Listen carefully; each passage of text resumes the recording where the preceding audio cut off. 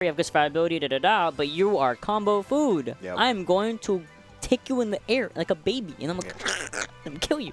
The only heavies, I guess, that kind of play around that are Kazuya, because Kazuya's combo food, but he can be sometimes hard to immediately hit. That's what I'm saying, yeah. Like, he's not really... When I think of combo food, I don't think of Kazuya. Yeah, I was thinking because, like, he has down B armor and, like, copious invulnerability. But the other one that's hard would, I guess, be, like, Piranha Plant, because neutral B is kind of the same. I forget that he exists. You know what? Same sometimes. You said like, Piranha Plant's heavy, and I was like, oh, He's super heavy. I forget. He's like a plant, but I guess his pot is, like... Yeah. It's terracotta. No, his gold pot. Okay, it's clearly gold. All right. That's the only fish it has. That's why he's so heavy. It's bougie plant, sorry. You say bougie plant? Alright, parkr Fawn. Fawn is playing Duck Hunt because honestly she's a loser. She wants to win, and boom, that's a good start for it. Back here, not gonna take it quite yet. Parkr is gonna be falling right into that can. Do it again.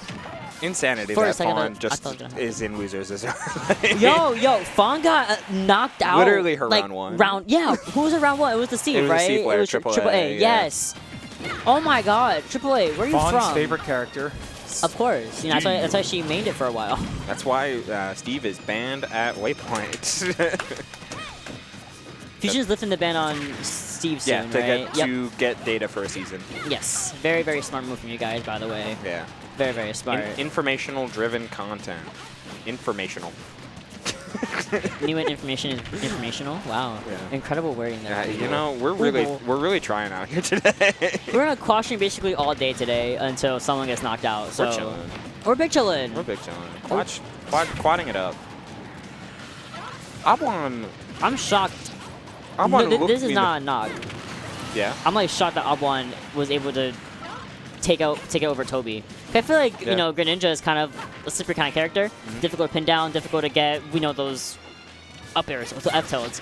Even like trying to spike them off stage with your 3 spike options. And he did it. I'm very proud of him. Yeah, Obwan looked me in the eye after we finished playing, because he beat me and I got out at 17th because of it. Is what it is. But he looked me in the eye and was like, I'm sorry. So he's so sweet. I have so nice. Nothing but good things to say about Obwan. He's a sweet person. Bro's happy when he loses. He's happy to go home. Oh yeah. To I believe his fiance. Like, oh, that's awesome. Yeah, exactly. Like he's living the best life. He's smart. Like, bro. Yeah, NYU in the tag ring. NYU mathematician. You're smart. You got it. You have your life good. This is a nice hobby to have. Wow, we got taken off. I just think it's funny how. It's because I have to get up. Sorry. Oh, it's okay. It's okay. You're good. HelpR. Not HelpR, but John. I would never misname John personally. John misnamed me like frame 1 as I sat down, so I don't feel bad.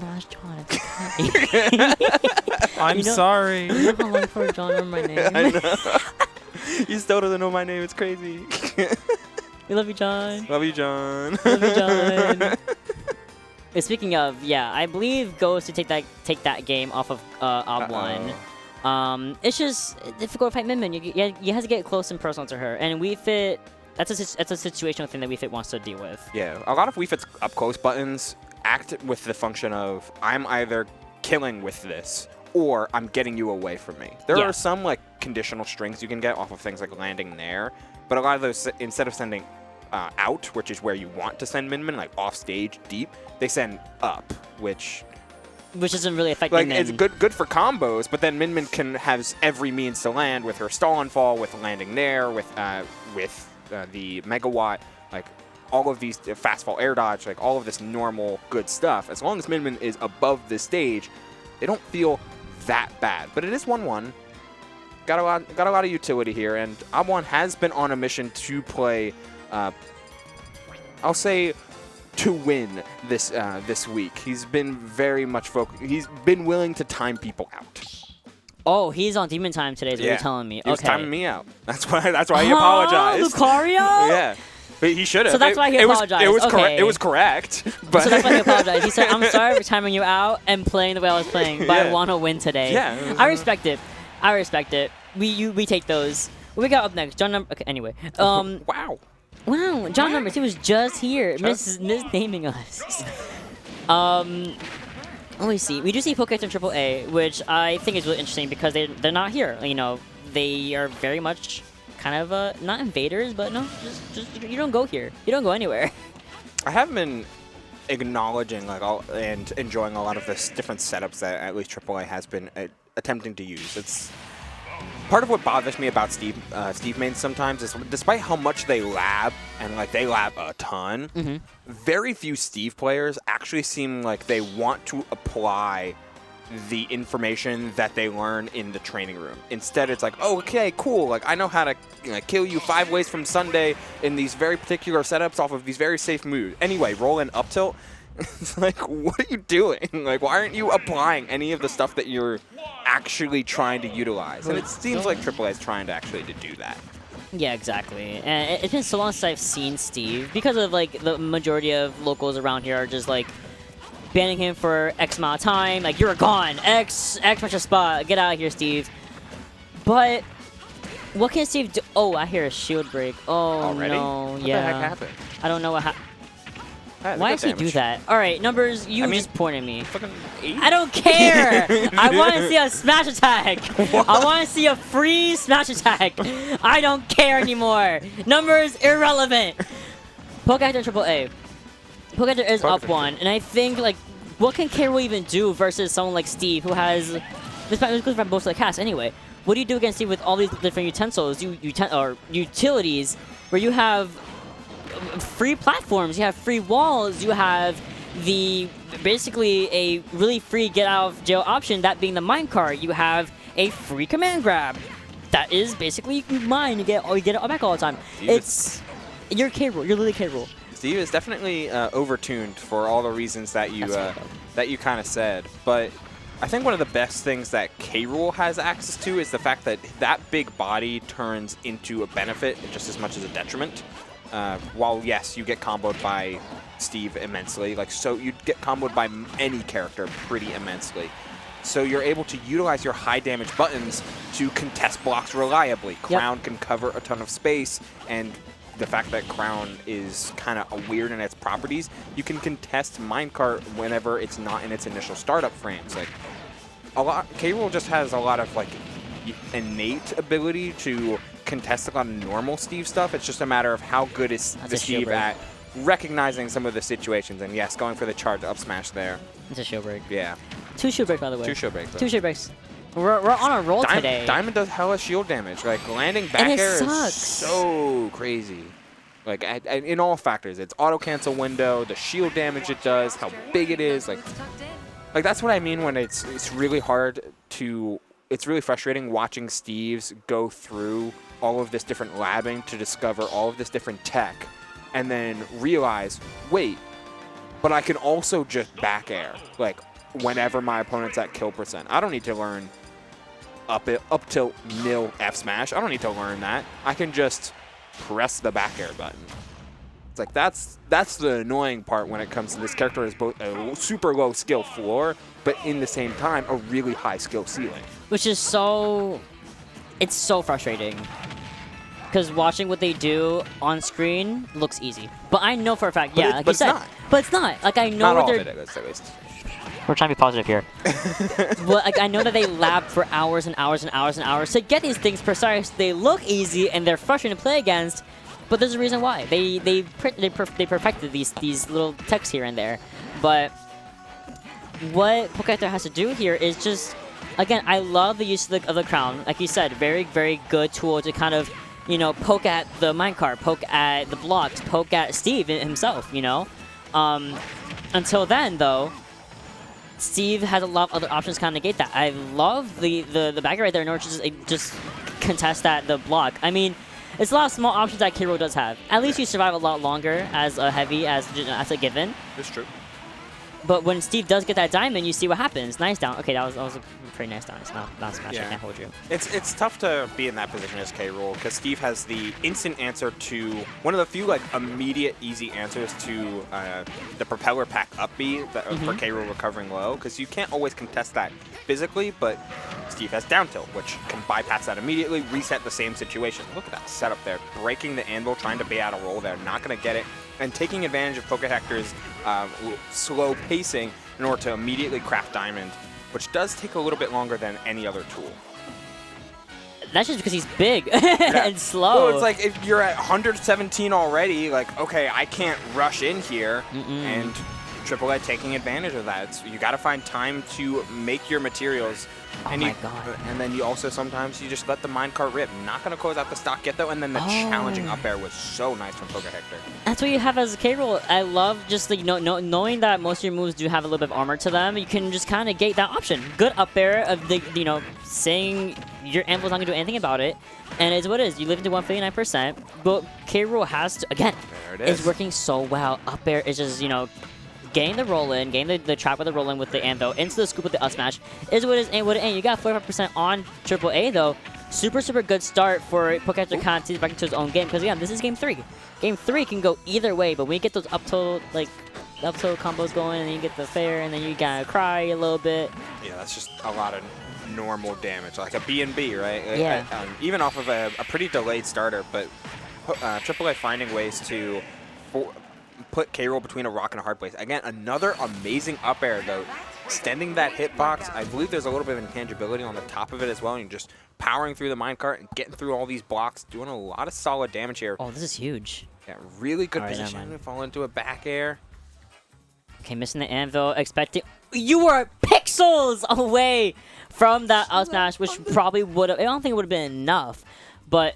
That's a lot of percentage that you don't have to put on yourself, which is really good. Armor is getting a little bit low there. You're seeing the cracks on K-roll's body come a little bit more into fruition. Now, 120%, you have a lot of kill power here, a lot of rage, but Steve is going to be getting that back throw, setting up on stage, into the roll-in, getting the scoop with the up smash, and then boom, AAA, doing what Steve does. Reading your roll-in, I got the scoop with my up smash, because I don't know why it has a scoop, and that's it. Yeah, there was a little bit of an unfortunate instance earlier as well, where it looked like Pokehector was trying to land with a cross-up, but K-roll's so big that the scoop, which is only on the side that Steve is facing, scooped him up anyway. It's like, damn. Damn. Sometimes it'd be like that. You gotta hold that. It's okay. Yeah. We see Fawn and Mishka over on the... over there. Lower left corner. I got really frustrated for a second. Like, it moved! No. Xeno 300, by the way. Of course, comes to Xeno 300 is bounty. There's money. So Fawn switching off the Duck Hunt, going over to ZSS. She has no suit. Oh no. Oh no. Versus the suit Samus. And it's kind of interesting. I rarely ever see the Fawn wherever she wants to play come out. And on FD of all places, I mean, it's good because Mishka does so well with specifically unicellular, like a uni-platform stages like Hollow Bastion and Smashville, where you really just contest that area, right? But now we have no platforms. It kind of falls into either favor. It really depends on, I think, positioning, right? And dominating that center stage. Yeah, I've never seen the Fawn ZSS come out to play in bracket, I think in ever. This is new to me, but because you're removing a lot of the center space that by nature of Mishka choosing to go with FD, that means Fawn, you get the chance to reposition however you want, thanks to flip jump and thanks to just generally good airspeed on the side of Zero Suit Samus. Just a matter of how well you can use that, or if you're going to fall victim into a pretty standard tempo, which Mishka can take advantage of over and over and over again with things like rising forward air. Yeah, exactly. And you're kind of seeing that right here. I mean, Fawn, this is also not, one of her main characters, as we know. We've seen Fawn for so many years. And you're fighting someone like Mishka who knows how kind of like everything about most of Samuses. I'm sure he's played most of them at some point. So it's a matter of what can I do as regular Samus with no platforms to negate what ZSS wants to do. And I think that he's playing it very well. You're seeing a lot of these little short hops getting these bombs out of the way to force Fawn into approaching, into using a roll-in to get away from that closer from like neutral get-up or anything like that. Now Fawn is facing the wrong for that stun, gets punished for that interaction there. And even the Zairs are not even landing for Fawn either. It's a matter of Mishka just really showcasing, I know what to do. I know what position I need to take. I know what trades I can favorably get. I know what sequence of projectiles in order to secure an area recovery. Does it the forward air, does it with the charge shot, and then we're going over to game 3. Fun. Just go Duck Hunt. Yeah. I agree. Yeah, just come on. Just play Duck Hunt. Just play Duck Hunt. Hummus. I will say that Mishka did a really good job of forcing Fawn to move in particular ways throughout the entirety of that final sequence. Just finding ways to look at Fawn and say, okay, Zair is immediately contested by Charge Shot, so if you're going to try and play a pseudo-grounded game with like Zair and forward tilt and jab, then you're going to have to deal with one of my strongest tools. So you gotta forcing different unwinnable situations for Fawn to deal with over and over and over again until they were able to seal out the stock pick. Very nice from Mishka. As we move on to Karflo and Hareta is actually going to be the top set we're looking at. The first set of some winner side top, well, the second set of some winner side top 8 action because John Numbers took it over Dumpling King. Shout out to Dumpling King. Yeah, making it to top 5 over here with Bowserdorf. Bowserdorf is a crazy name. Bowser and I did see the GAN come out. I did see some good stuff from that. But again, you are Bowserdorf. fighting the heavy battle. And it is what it is, ain't what it ain't. What I do have to say is I am very sorry to everyone who got nailed with another 3-minute ad. HelpR just decided to walk in and start another one in all of his brilliance. Lamau! That's holy troll. So, if you're here without an ad, it's over at this point. Okay, I was about to say. I'm sorry, just so sorry to everyone for getting nailed twice in a row by 3 minutes. That's a lot. I did it the first time. Evil. I have no remorse, but second time is crazy. What's crazier is this set. Up smash. Ooh, charges it up too. Gets the kill. Good awareness on. It's always nice to see just like punish game awareness, both in the natural sense of like knowing how long and how much time you have to set up for a proper punish, in that case a charge up smash, and also be taking advantage of the innate comeback mechanic in Smash as a series, which is the invulnerability on the Halo, off of the Halo platform. Like you get a chance to just drop down, and if you're a character with a lot of kill moves, use any of them. Or if you're a character who covers the entire stage with your respawn, like Rob. That also works too. You just got it. No tech in though. Yeah, I'll shut up now.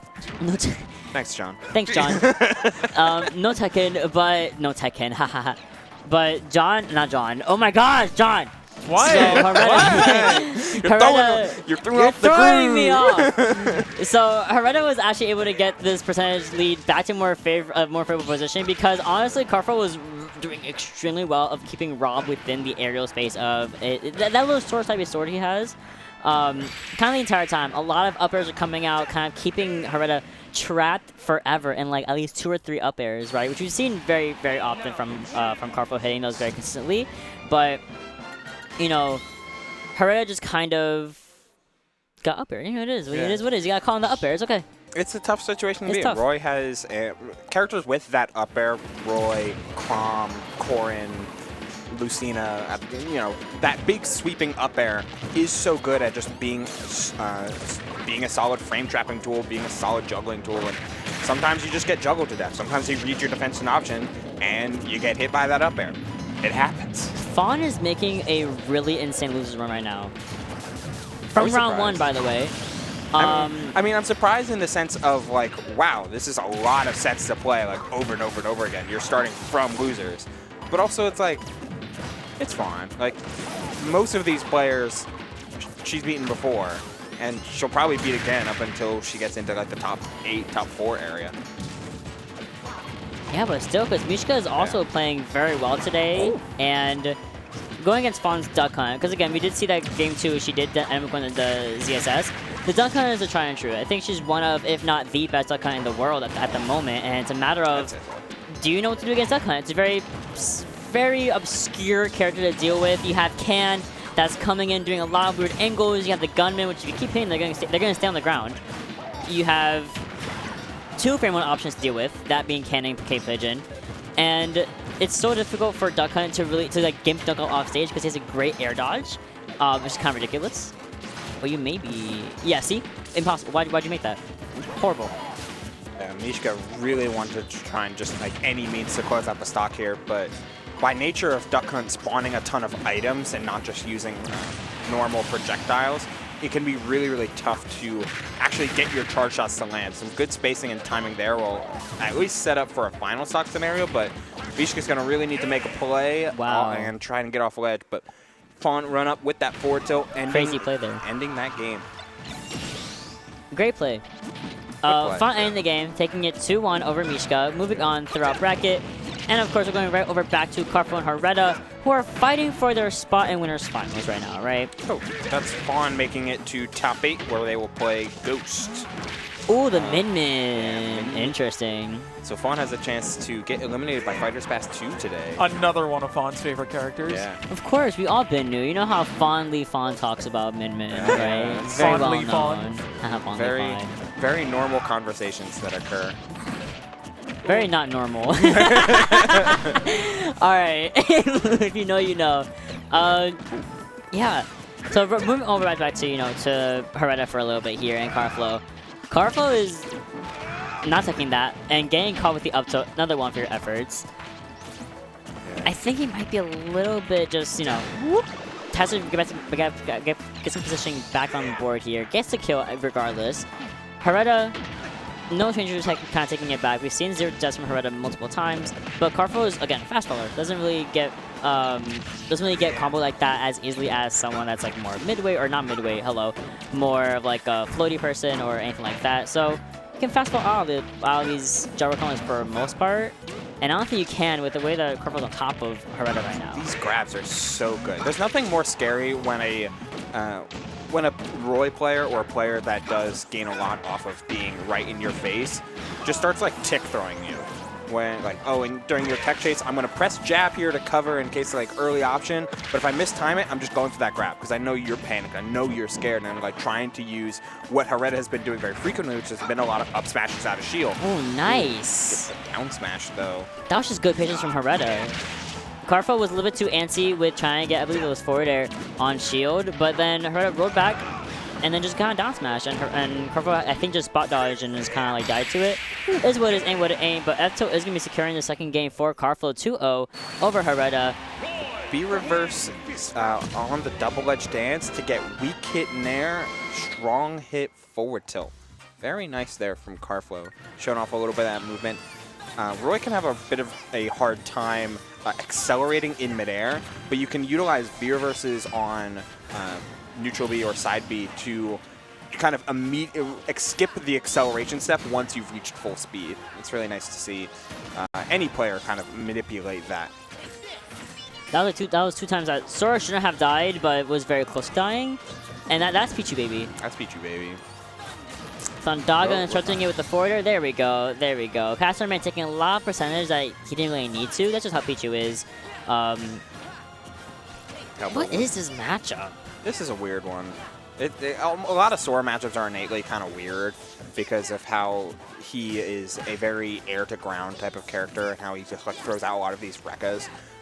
But one of the weirdest parts about playing against Rats as Sora is the fact that, like, while you don't have to necessarily care about Thunder Jolt, Sora does have a pretty, like, mediocre on-stage disadvantage. And Caststarman has the potential to really, really exploit that if they find something like an up air. But it always feels like Caststarman is more focused on tech chasing rather than hunting out for some potential up air combos. Like instead, just going for the down throw up air there instead of trying to extend further, maybe off the platform, or betting it all with a Thunder. Yeah, makes complete sense. I mean, because you're seeing that right now. It doesn't really go for the same things you were talking about. Just kind of goes for little things here and there. And that kind of happens when, you know, HelpR catch you with up B. It is what it is. 1-1. Oh, they said W. W, 1-1. Wow. Wow. Wow. Yes, indeed. It is 1-1. Yeah. Oh, it is 1-1 right now. Okay, I'm sorry. So Pichu is also, and Pikachu as well, like, is another one of those characters that can really give Sora a hard time off stage. Like, Sora's recovery goes really far, and like, it can be kind of difficult to interact with Sonic Blade. But if you have the means to stay off stage for a long time, or have a lot of variable hitboxes like Pichu down air or back air, like getting off stage and harassing Sora isn't the problem for Pichu. It's finding the means to get him off stage in the first place. I was about to say, so Fawn decided to go Bayo for this matchup, and I know why, I get it. I just watched an entire sequence where you're seeing Ghost attempt to locate where Fawn is at all times, and Fawn is just, you know, dashing into the up tilt into ABK, or no, is it ABK, right? Yeah. ABK, yeah. And Ghost is having a difficult time trying to track her down until they get to the point where, you know, I can kind of keep Fawn off stage, utilize a little bit of ledge guard situations, a little bit of my arm usage, and things like that to finally be able to pin them down. But until then, now Fawn's back on stage and back to where, you know, she can really just utilize ABK, back air, up tilt, utilize, again, Wish Time as well to get rid of, or not even get rid of, to just completely go right through all these arm attacks that Ghost has to go for. We're off stage, you get the rare gun kill screen, and boom, that's game 1 going to Fawn. Typically when you think of Bayonetta edge guarding, you're always on the mindset of, oh, she's going to go out there and linger with the bullet arts with something like up air or neutral air. But Fawn seems very much more content to linger with the bullet climax and try and read air dodges from afar to set up for a eventual ledge trap as well in case of a miss. I don't hate it. I think I actually like it quite a bit. Moving over back to Caststarman HelpR though. We're really flipping back and forth every here. round, flipping round. Yeah. Every stock. We gotta see each one of these games, each one of these losers top 8s, I think, or this might be a top 8. I think it's contender. Oh wow, this is actually way further behind. Caststarman and HelpR plays PkChris, and that's for top 8s. Yeah, I'm gonna stall on the whole like we're doing winners finals immediately just because I want to see what happens to Jeff in this set specifically. Completely fair, and probably needed. We are off stage. Your Pichu, and your Sora. You can actually fight down there for a little bit and then come back. Plus, free. Yeah. Plus, Caststarman plays on a box, so you know he's got all of the different agility angles on lock. The double up zips, which are possible on a GameCube, but only really possible on a box. And he'll test it out before to make sure that it works. You know, every time. Every time he'll test it out, make sure it works, and it's very imperative. It's good. It's a good little thing for Pichu to actually use. You just saw it right there, and then boom, you died. It's okay. You're both light. You're both, you know. HelpR is always and forever going to be the I don't want to die character. I don't want to die player. So there will be no risks taken here. Hey, I'll say he's taken a lot of the heat off me for being a defensive player. That's for sure. That is true. But you think I stall for a long time? You stall because it's your character's purpose. And also you stall. Also you stall as a person, but it's okay. But I think, ooh, that was a cute little 80% we got off the bat. HelpR actually doing combos? Wait, hold on. Back throw? Back throw, not going to kill quite yet. You're light, but not that light. Come on the stage. You got 2 frame. Goodbye. That was kind of cute. Okay. Okay, HelpR, I see you. I'd love to see HelpR actually, like, doing some Sora things. You're going to say it's just doing things? Well, it's like Sora has so many amazing follow-ups and extenders and utility to extend into his starters, which is so amazing for a lot of different matchups, like the Samus matchup, for instance. If you play like HelpR does, Samus feels impossible. But you start to combo like Bayo, and suddenly any matchup can be flipped onto its head. Bayo, of course, doing very well into Min because you have immediate access to all of that mobility and an approach angle with dive kick that just Min never wants you to be in. Yeah, like, you're coming playing this way against going like at that angle against Min, horrible. What can Min do? She has to up smash you on reaction every time. And it's impossible. That's really hard to do every time. They barely ever use up smash anyway, so it's like Min can only go this. She goes this way and a little bit up. Yeah. Like that's all she has. She does not have this. No. She has to go like this. She has like that. Like and she has to like hold that. Like you can't do anything about that. Diagonal in my Smash game? Nah, I got like that. Hey, go shill or something. We never do that. Huh? Huh? You want to? You know, on the ad tablet. Oh, like you? Okay. Yeah, like me. Like him. Xeno Weekly, every single Wednesday. Okay. Next. Look, Devin, stop.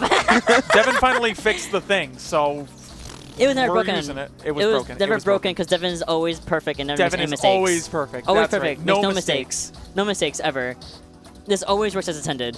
But there is Xeno Weekly every single Wednesday. That's where we're at right now. That's where we're at next week as well, and the week after that. And the week after that, and I'll be here. Venue $8, entry $7. That's $15 in total. That's really, really easy to do. It's over here at 21 Level Street every single week. If you want to sign up, over there at Starter G4 Xeno, every single week, I think they always have like the sign up sheet the next day. So there's no excuse not to pre-reg, but there's also registration at the door if you are, cash only kind of person. Completely fair. Speaking of Xeno. Which leads into the return of the bounty hunting for Xeno300. 2 weeks away at this point on July 5th. It's going to be the same venue, same entry, same place, same time, but you're going to have to be expecting the steepest of competition for players coming out from all over, on top of player bounties for some of the highest ranking players there, including our dear producer Jonathan Number's going to have a bounty on his head. It's based on how well people have performed at Xenos. Honestly, if you beat me, you're probably going to walk home with a cool $100 in your pocket, even if you like immediately lose your 2 next matches right afterwards. And that's pretty cool. Oh, by the way, Devin, put a background on this. It's transparent. I think that's on purpose. I don't know. I like Hi. seeing Mott kind of lost You in the can see reaches of me spaces. like the battle was like, what's going on? What else is going In the on? reaches of Guys, space. there's Xeno Arcadian this week, literally this Saturday, June 24th. It is 15,000 total as always. Do they have like extra events or it's just straight up Arcadian, right? So that means if you place first or second at any Xeno ever, you're banned. If you won Arcadian, you're banned. I believe if you got top 4 outside of New York City, so Long Island, New Jersey, Philly, you're banned! I look forward to seeing all 200 of you there. You're banned. I want my Bronx players to come down for once, because y'all never come for Arcadians or for this one. So, there's 2 Xeno 300 ads. I'm going to start crying. There's a Super Metroid one and a Star Fox one. Wow. Anyway. Wow, incredible. Incredible. You guys should also sign up for Fan North. It is next month. It is in 3 weeks. Yeah. That's soon. It's really soon. Oh my god. That's It's in very 3 weeks. In Brooklyn. Very great venue. It's the same venue from last year, I think. So it's very, very big, very spacious. It was just also a really good experience. Really good, like, audience experience. I think we're starting soon, though. So let's go over to the big screen. Oversee PkChris and HelpR. HelpR! Okay, so I would like to get this out of the way. You may have noticed that things are running a little differently today at Xeno. It's because we have no crew today. There is very few people here. Devin's running NBA esports. Jill is running production for something else. Jazzy just didn't show up for whatever her reasons are. Cringe. I'm not judging whatever it is. Cringe! It's probably something normal. Wow. So having normal people things going on? That That's leaves crazy. me, HelpR, and Fawn to run the tournament. And you'll notice that 2 of those names are playing the video game right now. 3 of them are still in 3 of them. bracket. All of you are And- still in bracket. Wow, And that's 2 crazy. commentators. So we're holding off on doing winners finals because we'd like to do the normal recordings for those. You know, give it the real fancy treatment. Gotta go the whole 9 yards.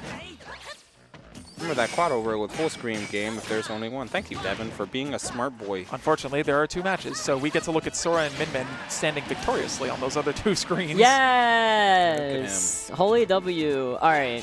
I've been playing through all the Kingdom Hearts games again. How are they? I never played them. They're a lot of fun. Okay, good. They get a bad rap. They all have very fun Really? gameplay. Yeah, because like the narrative is needlessly complicated. It's very bad. Oh, I know about that. I know But, the like- storyline's like messed up. Yeah, If you're but talking the- from gameplay, though, But the they're game all is fun. Yeah, the games are legitimately fun. Some are a little weird Yes. in their I gameplay, but they're prefer- all fun. You know, I forgot that reflects because they never use to reflect things, but it makes sense because it's a baseball bat. Yeah, that happened to HelpR. He just got icicled for this, so That's silly. it's And a little also- silly. I'm going to say this. What's up? Kingdom Hearts 1 has one of the best stories in all of video games. Kingdom Hearts 1 has a really good story. It's very Yeah, it's not complicated. It's nice and easy. Sora, It's a little silly. the boy from the island. Yeah, it's silly, but it's not complicated. It's like the boy from the island goes to Okay. defeat the darkness. And, you know, they just say, oh, yeah, the darkness is just an inherent thing in all people's hearts. It's an easy, tangible thing to understand. Yep. But it's intangible. Not fucking Kingdom Hearts.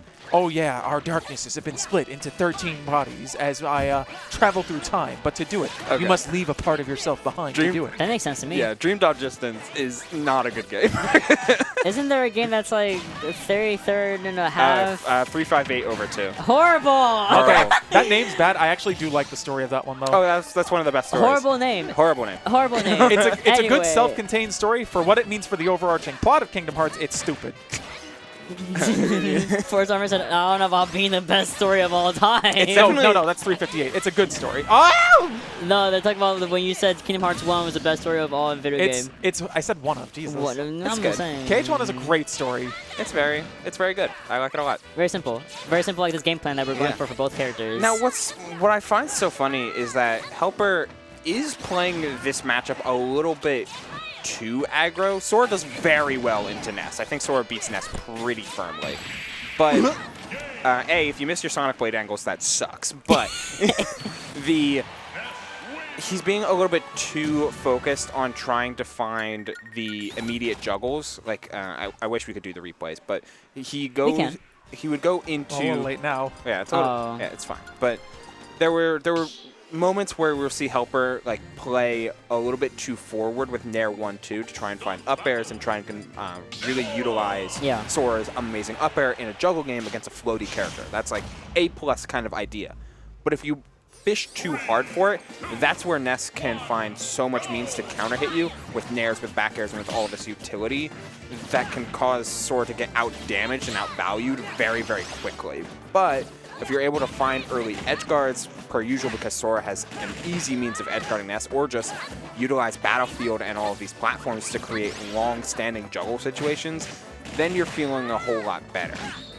I don't like that up smash. Just I don't like that up smash. Just up air. Stop doing it. Just up air, bro. Do up air. Up air works so well. I think up smash is just good if you get a really good platform tech roll somewhere. For sure. That's where it's, and I think that's what HelpR really wants some flashy finishes.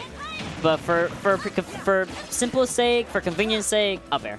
Very, very, very good move on these platforms, like you said earlier. But regardless, keeping it pretty much even with PkChris, like you said, I think the multiple platforms does serve so good for Sora to just take you up into the air where you're not really comfortable. You are Ness, you're floaty, you're kind of okay with the aerospace, but you're not okay with dying to that.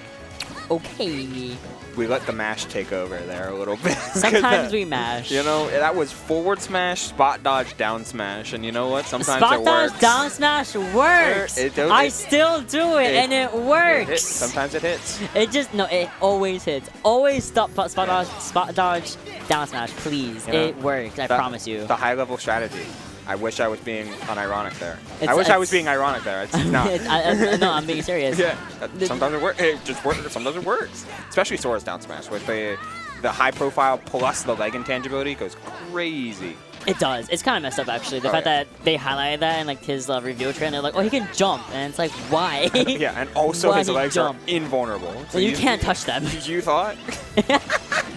All right, nice. PkChris kind of cleaning up a little bit with the hello, imagination type of vibe. I miss Ness just headbutting you with his up air.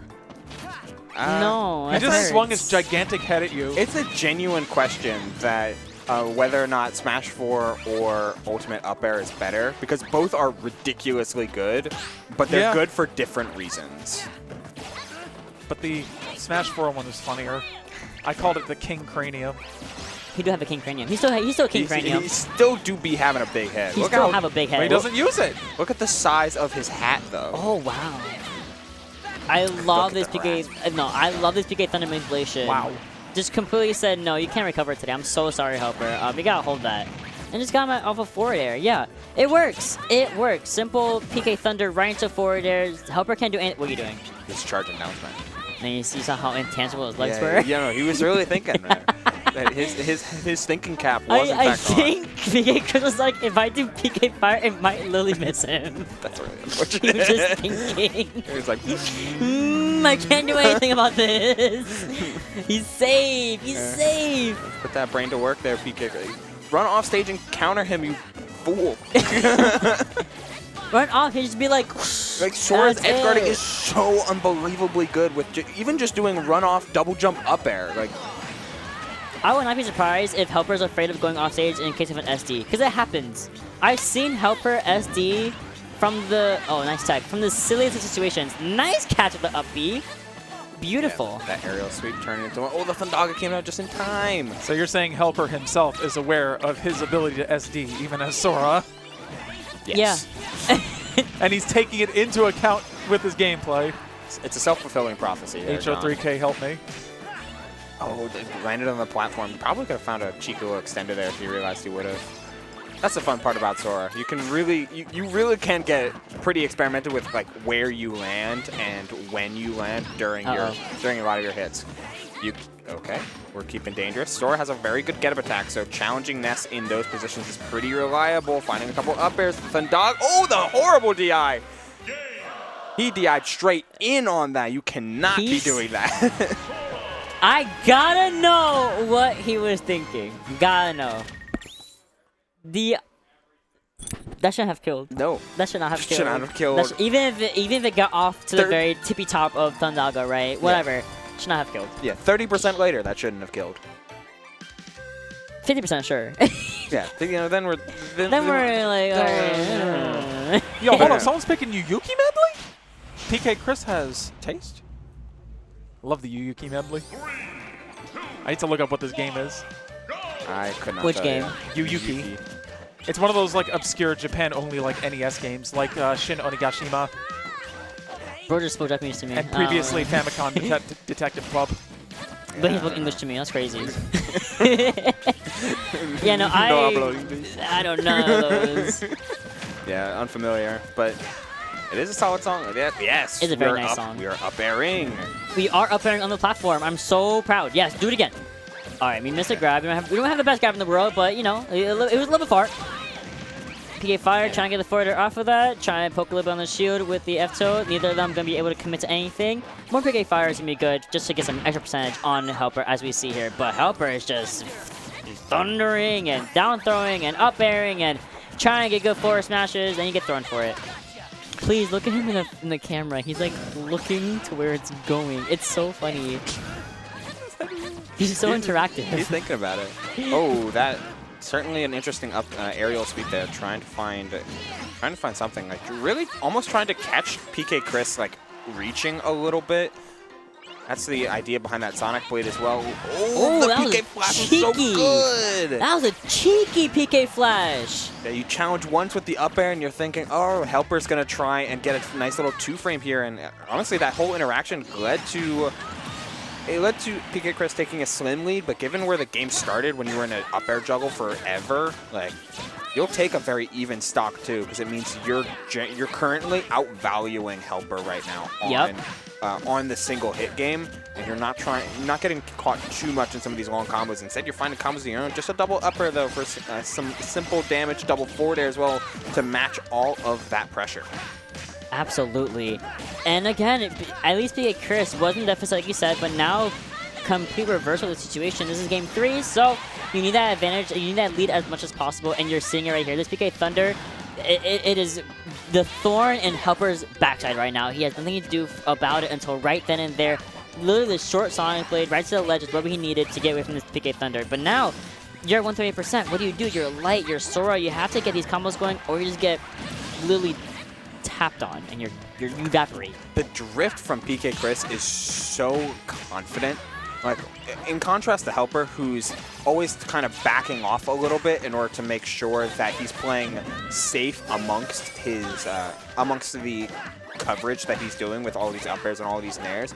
PkChris is very selective and very precise on where he's landing with these wavelengths, these auto-cancel dares, fly mag to the platform. Just all of it super, super nice in terms of like how to play around Sora and some of the recovery to boot to keep everything alive, but HelpR just barely missing that edge guard. Yeah, barely missing it. Was getting a little bit too confident right there off stage. You're in the deficit. You're at 49%. PkChris is at 104. I think you're going to probably seeing HelpR go for like a really raw forward smash, raw up smash, definitely raw up smash, first of all. Oh, yeah. But we'll see it. Seeing the forward throw instead and Sharp going to go for the back throw. Oh, that's huge. I think he just had to let go. You had to. Wow, that late up air didn't even close out the stock. The big reversal there from PkChris, burning a lot of resources right at the top there. Good patience on the part of HelpR. All right, just re-establish neutral here. Burn the Thundaga. Use all these spells while PkChris is in a low percentage, so that way when you find your starter, you can take it for max damage. But you're not really concerned if he heals now because He's at 5. Like, who cares? At 5 and you're at 105, Yeah. so you know. I don't know why I get scared. Anyway, I get PTSD from seeing Ness. True, honestly. All right, Lovely's to the counter. I think he's got to use that more often. The bagger's going to be coming, and here comes... Oh, look at that. Up air negates PK Thunder. Use it more often. Maybe you should up air more. You know, up air is in fact one of the Sora's best forward-facing moves. It's kind of insane. Oh, Whoa, don't get caught on that. Oh, the Sonic Blade whiffed. You always have to go straight horizontal with the first Sonic Blade, like either to the left or to the right, before you can home in on any target. So it seemed like HelpR wanted to hit PkChris before the up smash came out, but the way Sonic Blade works, it just can't do that. L. Definitely not a help PR moment. No. I'm in shock that actually happened. It happens. It is what it is, ain't what it ain't. I think I mentioned it earlier. I think it was HelpR and Tony or Toby, and I may be completely talking about my ass right now. Oh no, it was HelpR and Caststarman. I was saying that like HelpR's up B is so unfair because you have Greninja, you have both rats who have really good up Bs that can like go whatever direction they want. Right. Granted, they only have 2 of them instead of HelpR having 3. Yeah. But HelpR's always goes sideways. You have to always go horizontal, and sometimes Or doing. you gotta go like this. You gotta go one of these ways before you can go octo direction. Oh, my thumbs are so straight. I hate it. It's just really straight. Ah! Why is it broken? Double joint. You got that Hitchhiker's thumb.